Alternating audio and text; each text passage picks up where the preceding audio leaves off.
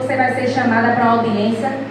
E eu disse assim, olhei para o céu, dentro daquela delegacia, eu disse, Deus, eu não tenho ninguém aqui para me defender, mas eu tenho o Senhor, que é o meu advogado, e que tu sabes que eu não fiz isso com a minha mãe, porque o Senhor estava lá naquela hora.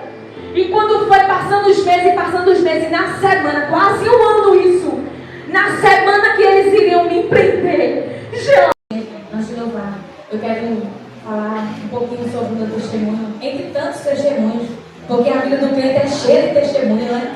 E eu quero contar esse porque esse foi muito marcante na minha vida. E no ano de 2012, eu passei por uma experiência muito dolorosa, muito triste, muito pesada.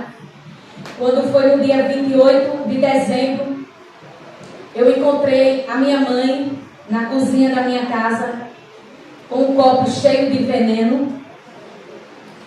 E ali para mim foi um choque muito grande, que eu nunca esperei isso acontecer. Minha mãe, uma mulher de Deus, antes que eu continue, para que os irmãos entendam, era mulher envolvida na obra, fazia parte de comissão de evangelismo, visita, me criou na igreja, muito amor, dedicação total ao reino do Senhor. Mas com 9 anos ela passou lutando com a depressão, e cada vez mais os anos foram passando e as crises foram aumentando.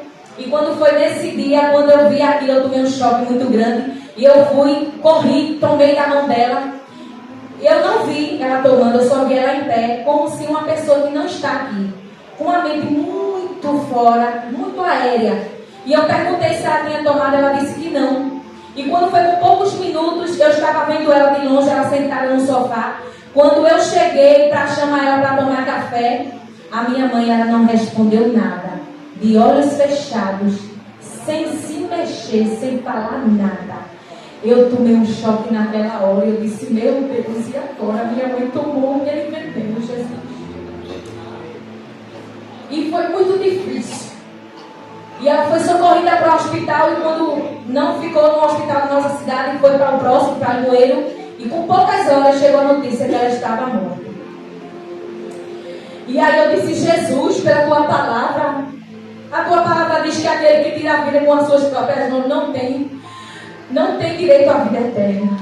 Mas minha mãe passou toda a vida dedicada a ti, Senhor. E aí a dor foi aumentando, a dor da separação, e muito mais pior por ter sido dessa maneira. Mas lá no fundo da minha alma tinha uma esperança, que Deus tinha feito alguma coisa, não sei como. E muitas vezes quando eu ia cantar, o inimigo falava no meu ouvido, tu ainda vai cantar? Tu ainda vai para a igreja? Olha o teu Deus o que fez. Porque ele não livrou tua mãe? Tanto que ela cantou, tanto que ela falou, tanto que ela foi para a igreja, se dedicou tanto. E cadê o Deus dela? Tu ainda vai louvar esse Deus? E eu repreendi aquilo na minha mente. Está repreendido, Satanás.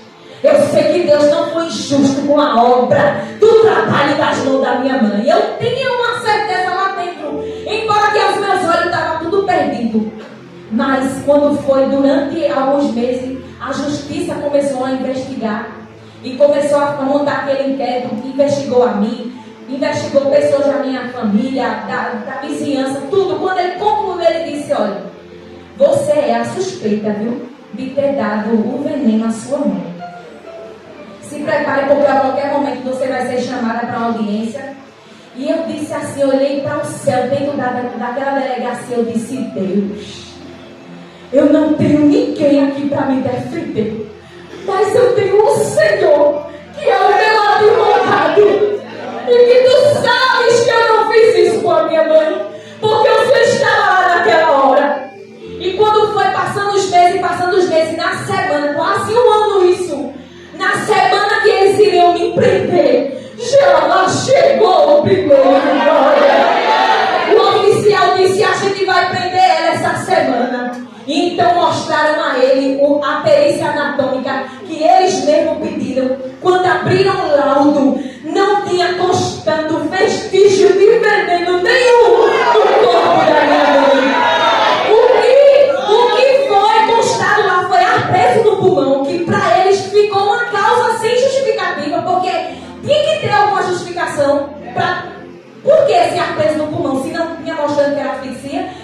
problema pulmonar, nada. E ele arquivou e não quiseram investigar. É até tão tal que no óbito da minha mãe não tem escrito a causa, está lá escrito causa indefinida. E eu perguntei, Jesus,